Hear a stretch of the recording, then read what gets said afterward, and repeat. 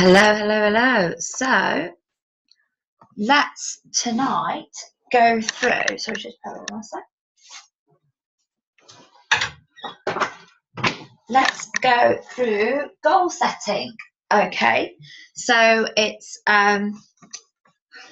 beginning of December 2015, and team's in a really exciting place at the moment. Really, really chuffed with how things are going, and I've been going through, interestingly, my planner that I had for this year to tick off all the different things and see what I wanted to achieve, what I wanted to do, different things about the mindset that I wanted to achieve. And I'm in a really, really great place. There's so much that I wanted to achieve this year that has been done. There's so much development work that I wanted to do on myself that's been done. And that's down to the fact that I wrote those things down. Okay. So I put myself in a position where I put things out there that some of them bigger than others. There's obviously lots of things in this Life and Biz workbook that I haven't achieved, but they're not that I haven't achieved them at all. It's just I haven't achieved them this year. So I'm already in a place where I'm thinking, yeah, that's something definitely that I'm taking forward for 2016. So I'm really, really excited to get my 2016 planner now, put it on my Christmas list. So I'm going to go through goal setting. Okay, and just wanted to take you through a few things about goal setting and why it's so important. So your brain is a learning machine that needs to be kept occupied.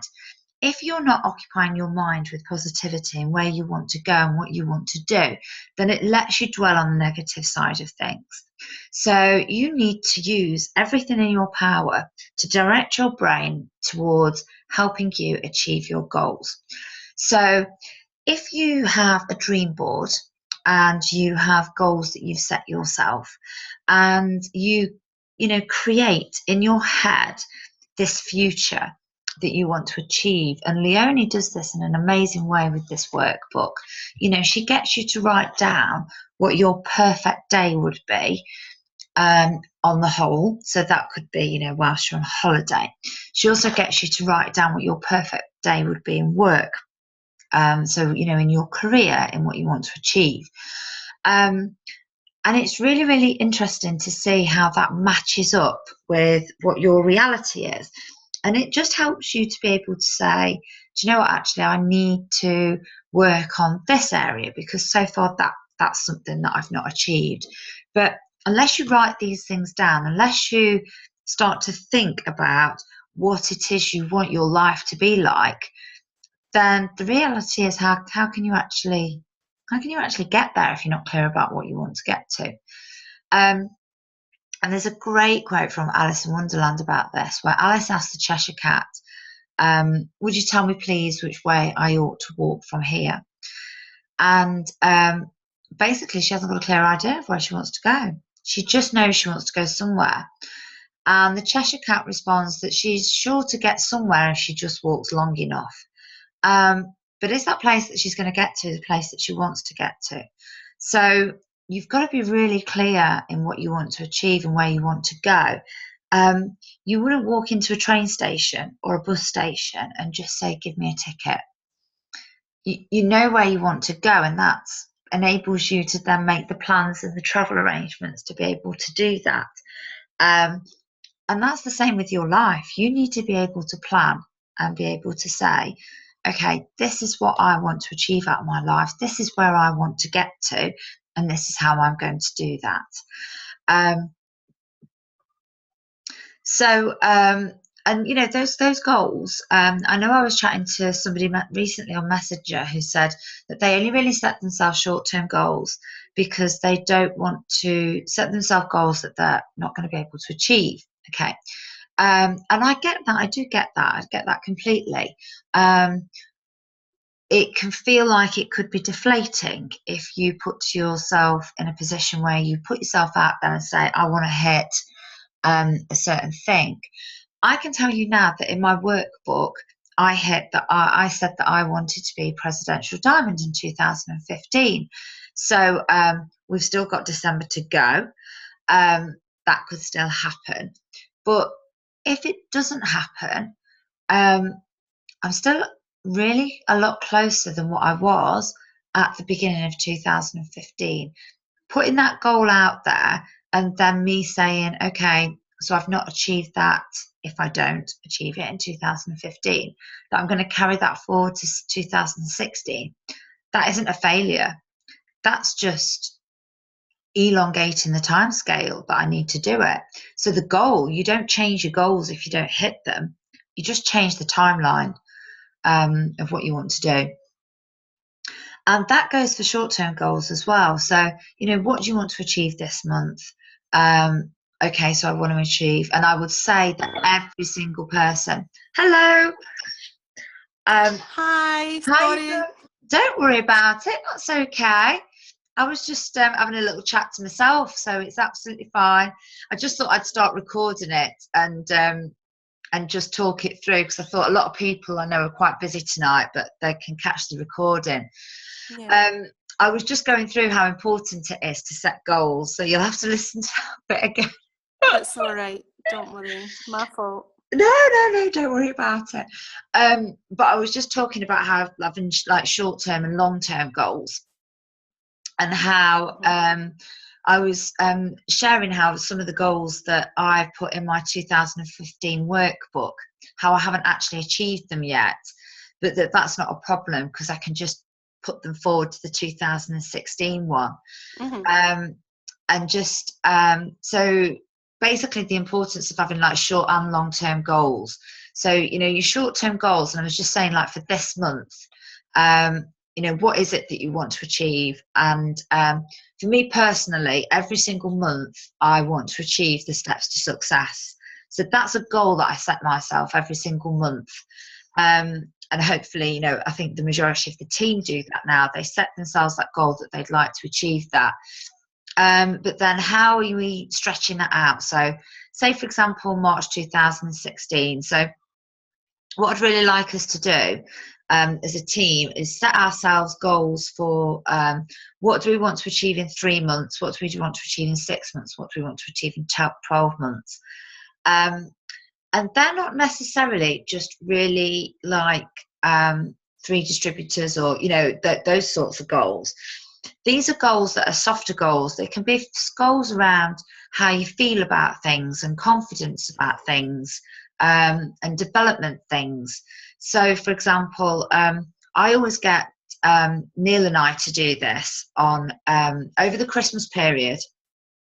We sit down and I'll say to him, write down where you'd like us to be in 3 months, 6 months, and 12 months' time. And then we write them independently and we get down and then we share them with each other and see where they are.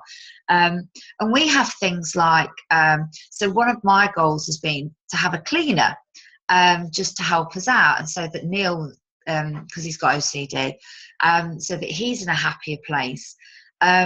So, for me, like March 2016, there will be things like obvious things like, what I want to have achieved with the team. But then there'll also be things like, I'd really like an ironing lady now. So that's something that I think would make my life a lot easier. And I really want a pair of Christian Louboutin shoes.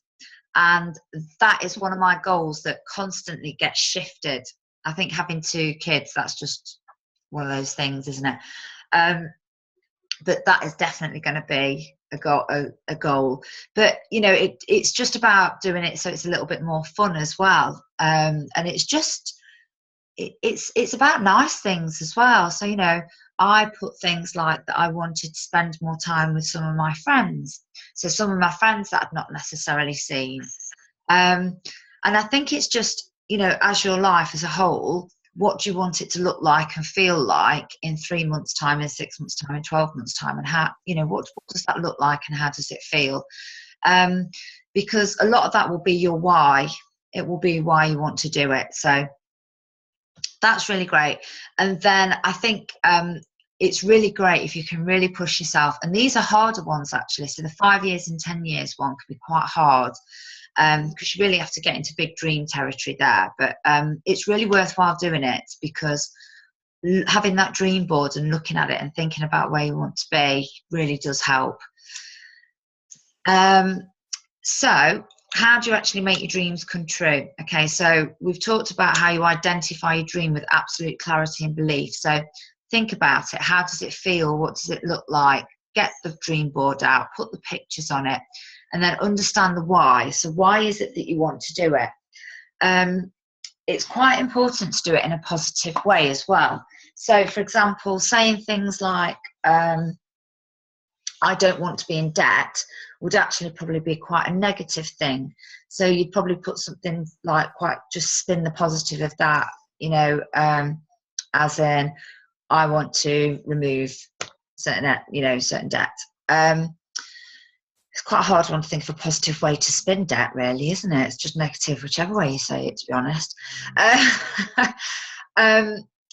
Be open to other possibilities. So just because you really believe in what you want and you're really focused on achieving that, doesn't mean that you're so attached to the outcome that you're not rigid. So like I say, so for example, so for me, obviously, on my 2015 dream board was about becoming presidential diamond. But becoming triple was absolutely incredible.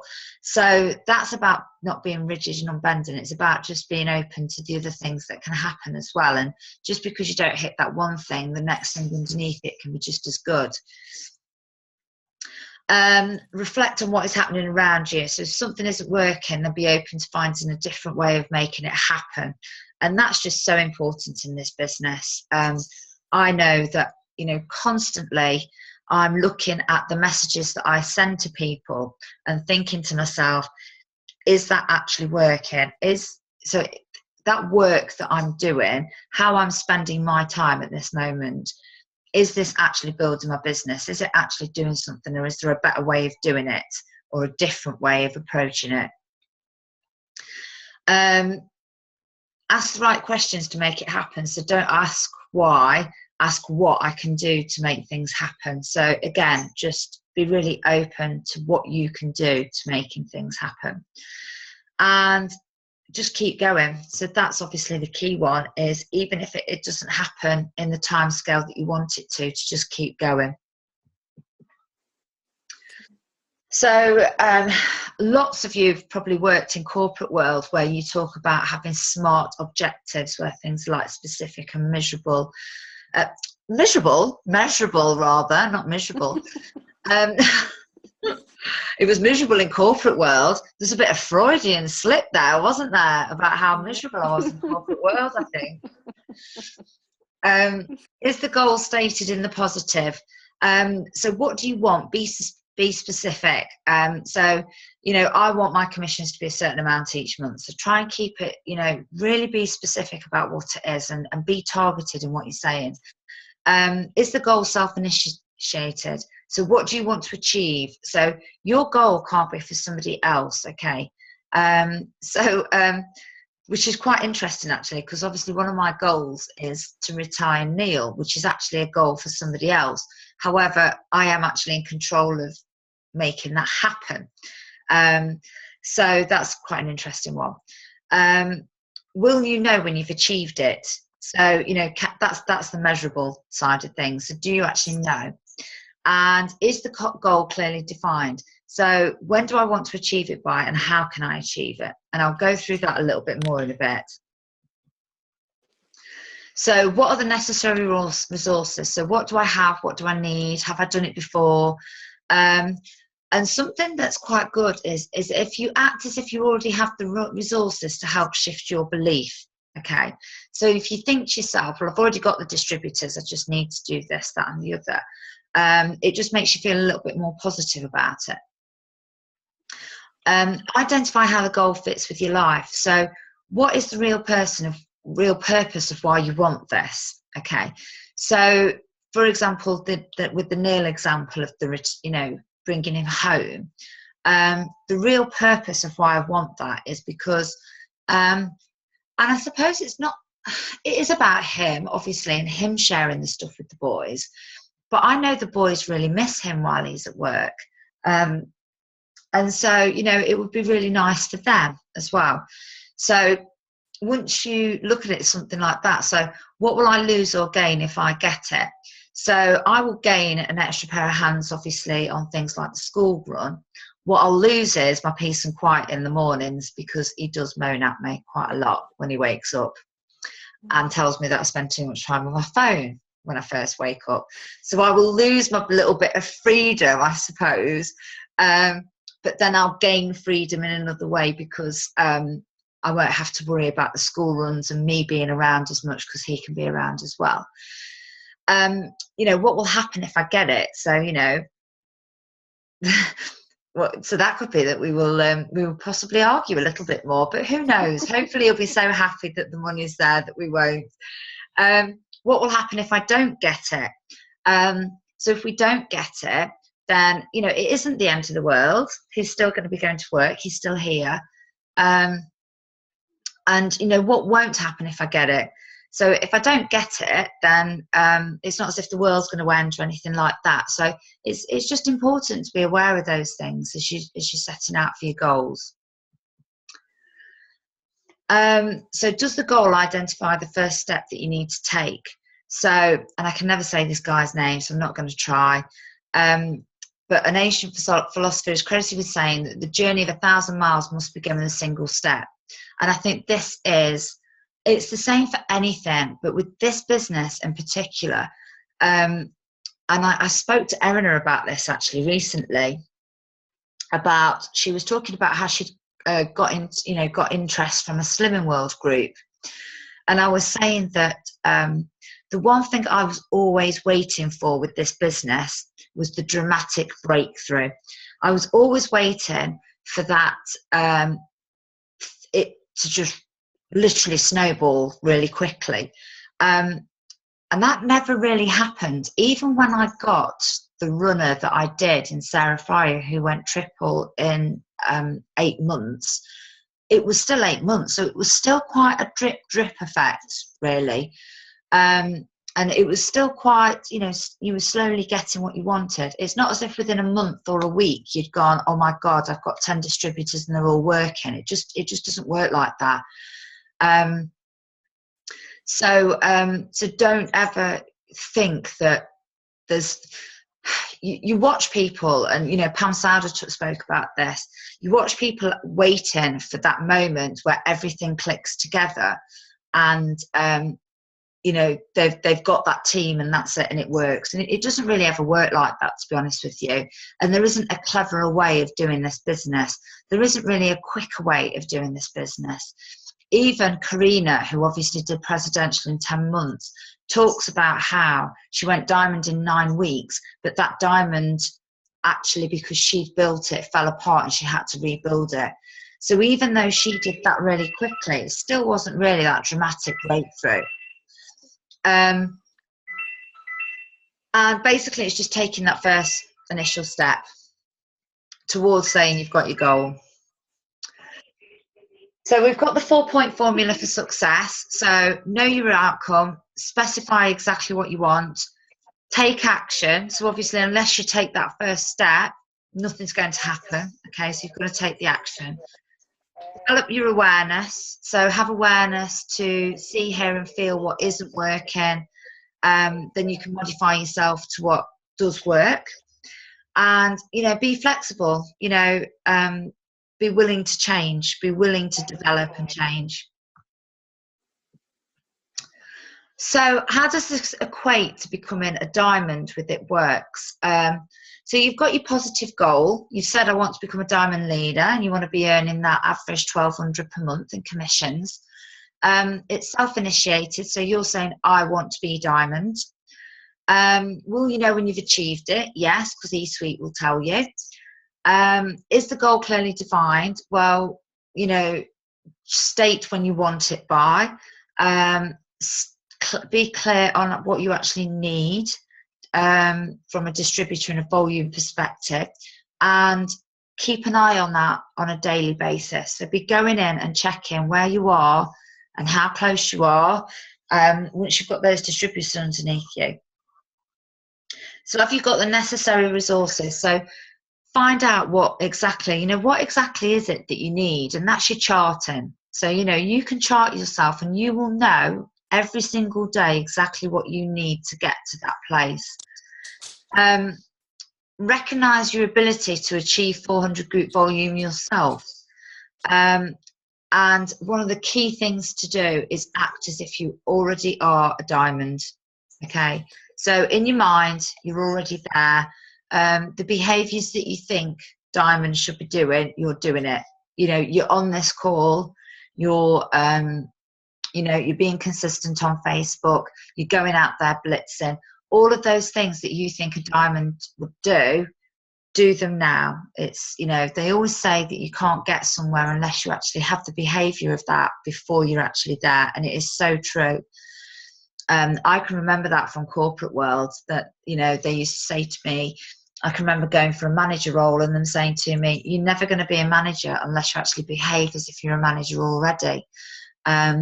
And it took me a long time to get my head around that, to be honest. And once I did, then it changed, and I went ahead, and very quickly I became a manager. So understand how the goal fits with your life. So why do you really want it? It's about gaining the commissions, obviously. But there'll be other things that are personal to you. So there'll be other things that, why you want it and what that can mean for you. And then obviously take that first step and break it down into bite-sized chunks. I'm going to go through that for you. So the bite-sized chunks, obviously, we need a plan.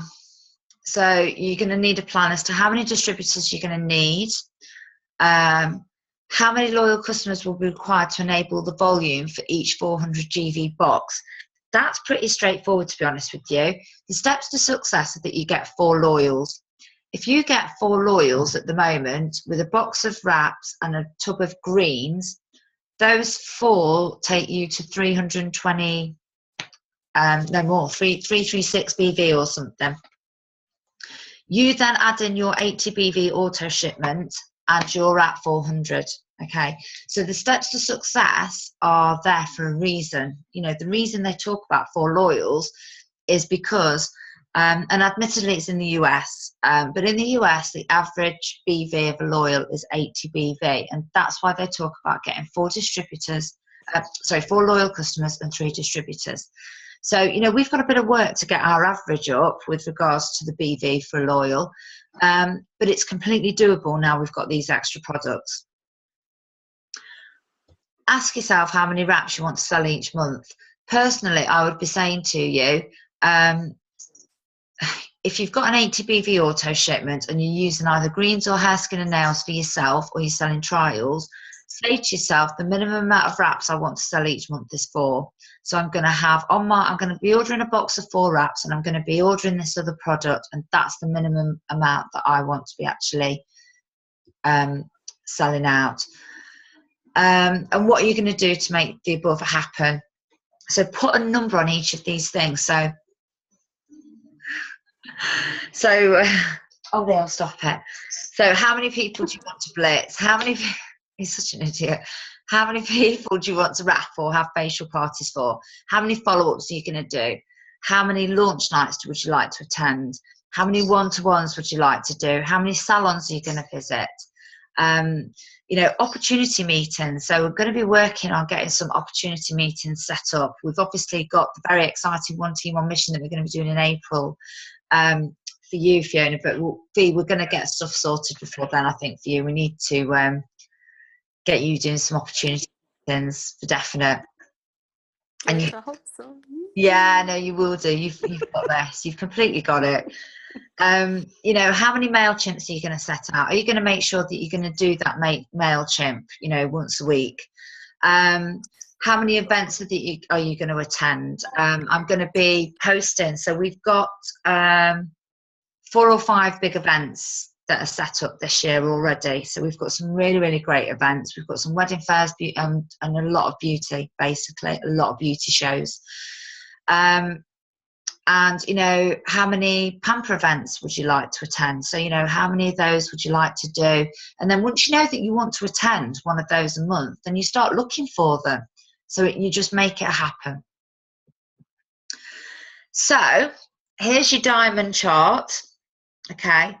So I put this in because I just wanted to, so we've got here 24 boxes. Okay. So we're in December now. What does that look like from December to March? So I started to get my calculator out with this, and this bit now is really, really exciting. So 24 distributors, okay, for diamond is that you're going to get 6 a month, okay. So even if you did that on your own, that is actually not unachievable, okay. Now, obviously, you want your team to work with you. But it's not unachievable for you to fill your own diamond chart between now and the end of March. And if each of those DT gets 4 loyals, as we've just talked about, with the greens and the wraps, and runs the authorship, you're actually at diamond. So that's it. That's all. That's what has to happen. And I know it's not as easy as what it sounds. I know that. I get that. Trust me. Yeah, I know that. But so I started to think to myself, okay, so in December, wouldn't it be great if we could get to executive, January ruby, February emerald, March diamond? Okay, so the reality is you don't even have to double promote for this to happen. Okay, you could do those small little steps. Okay. Now, how are you going to get those 6 DTs per month? Okay, so I started to think to myself, I thought, well, how many people would you really need to talk to every month to get that, you know, to get those 6 distributors? So I first of all, I started out quite low. So I was like, okay, so 1 in 20. So that's basically 120 people in a month. So that's 4 new people a day. Okay. And so do you think you could get more? So once you've started and you've got a bit of a roll going, I think that you could probably do that quite well. That would not be too bad. So then I started to think to myself, okay, so that would be 6 people a month. So if you start speaking to 4 people a day and you're getting, even if it's 1 in 40, okay, so you've spoke to 40 new people and one of those decides to join you. So if you do that and you teach those people to do that, in your first month, you speak to 120 people. So you're speaking to 4 people a day, 120 people, and you get 3 people to join you. Then in month 2, you've got yourself and those 3 people. So you've got 4 people who are talking to just 4 people a day. Okay, so they're just messaging, they're on Facebook and they're finding 4 new people every single day.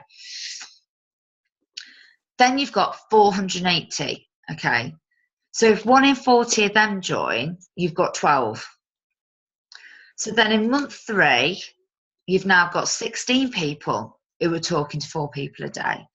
So then you've got 1,920 people that have been spoke to. So the possibility is that you could have actually 48 people join your team, all from you speaking to 4 people a day. And then in month 4, it just gets a bit mental because you've now got 64 people talking to 4 people a day. That's 7,680. So that's the power of duplication. And that's 4 people a day. Okay.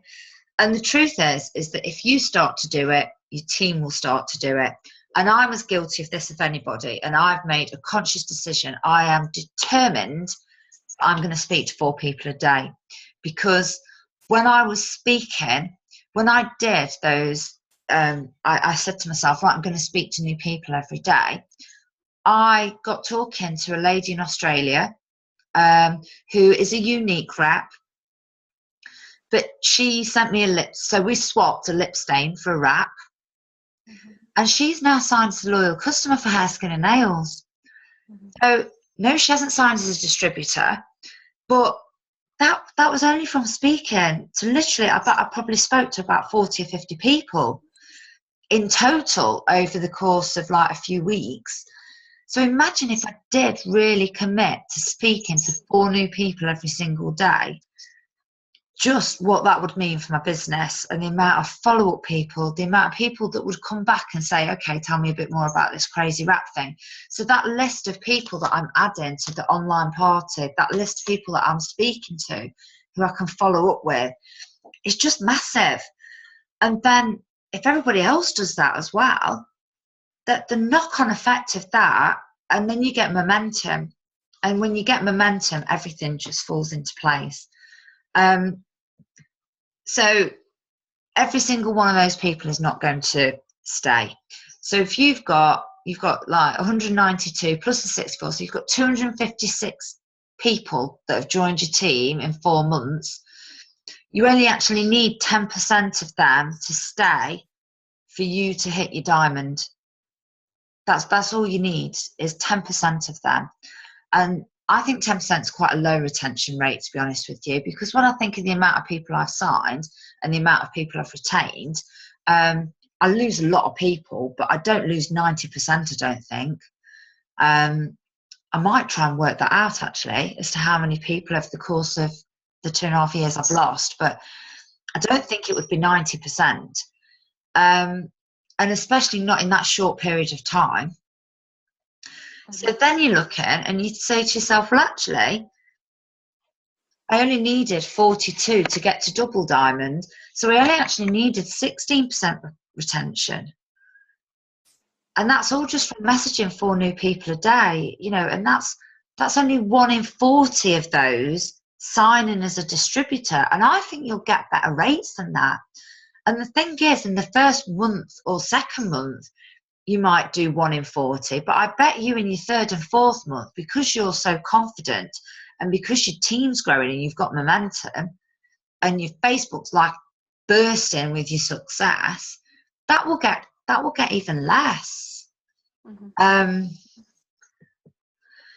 So I did get quite excited about that. I have to admit, I was like, oh my God, I just need to do that. I was like, that is what I need to do. Like everybody, I sit there and I think to myself, I sat with Neil last night and I said, I can't work any harder. Okay, so that's where I got to, is that, and I don't want to work any harder. I don't want to do that. The reason I'm doing this business is so that I read my children bedtime stories and that I pick them up from school. So I can't and I won't. I don't want to work any harder. So I sat there and I thought to myself, I'm just going to have to work smarter. So I'm just going to have to change what I'm doing because I need more people. For Neil to get to diamonds, for me to help you guys for you guys to succeed, so that I can be placing distributors where I need them. And then I can be helping, hopefully then inspire you that you can do the same. Something needed to change. And so I think that's going to be the key thing that I change, is that maybe, when I wake up in the morning, and usually I do my scrolling through Facebook to get decent before and after photos and decent statuses. It's before I do any of that, the first thing I do is find 4 new people to message, and just because I can copy and paste it. It takes like 5 minutes to message 4 people. Even finding them doesn't take that long, and once because you've got the message, it doesn't take it. So that's my commitment, and I'm going to commit to doing that 100%. I'm going to be the change there.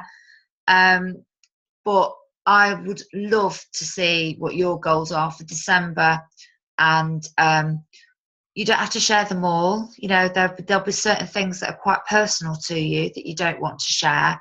But I think let's get our goals wrote down for December. Then let's push ourselves a little bit and say, right, okay, March, June and December.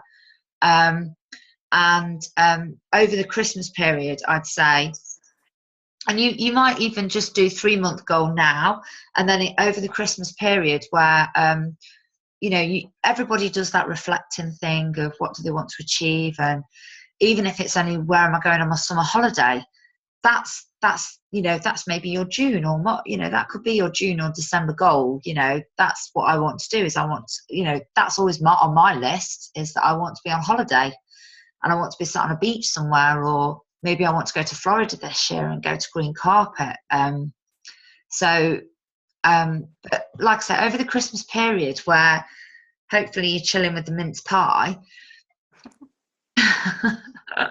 I don't even eat mince pies, but mine will be a profiterole. But is, just have a think about what it is that you want to do over the next 6 months, 12 months, and then see if you can push yourself to that 5 year and 10 year, because that's where it gets really exciting. And I think that's where your why really comes into it. And another great thing to do is list 50 things that you would like to do in 2016, not 2015. And I'm just going to share. So I really enjoyed doing this. It was great fun. Leonie actually gets you to do 100. I think I got to 90. So I'll say go for 50. But it's really great fun to do, because you just, like I say, this isn't just about the business. So I've got things like spend time with Joe and Caroline, they're my friends, watch Charlie play football, watch Louis go to swimming. It was quite funny when I was going through it, because one of my goals was get slim.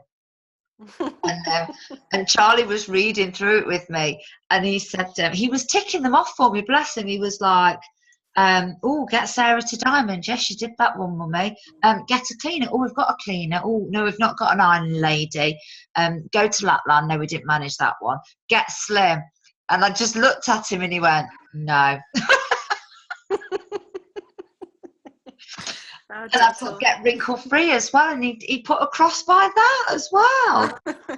Really need to use more peel, but and I've got things like, be successful at the shows, go to Ibiza for my 40th, so that was obviously the thing that I did. I had quite personal ones as well. So one of mine was to be valued by my team, and it was lovely to put a tick by that one, because this time last year I was probably in a place where I didn't feel that I was maybe I wasn't feeling it. I'm not saying it wasn't happening, but I wasn't particularly feeling it. So to put a tick by that, and I've got like have a buzzing team page as well. So to tick things like that is just it's really, really lovely. But I've got all sorts of stuff. I've got like new pajamas, stupid things. They don't really have to be big things. But how you have that thing, and I was like, I can remember sitting down thinking, all my pajamas are really old, but I'm the last on the list with things like that. The kids get the new pajamas because they grow quick. And I did get them, so I could tick that. It was really nice. But yeah, so have a little bit of fun with that, and make it really personable, because I can tell you that I read through this I think I read through it in June, July time, and I definitely read through it in after my 40th, because I could tick quite a few of the things that were relevant to that. And it makes you feel really good to know that, when you've got halfway through the year and you go through it and you can see the progress that you're making on where you wanted to go. And it just reminds you then of what other things you wanted to achieve, which helps you refocus again on working them. That was it, I think. Yep, that's it. Sounds great. Yeah. So thanks for coming on. You're very welcome. I enjoyed that. I'm sorry I was late. I was trying. I think I was getting into the wrong meeting.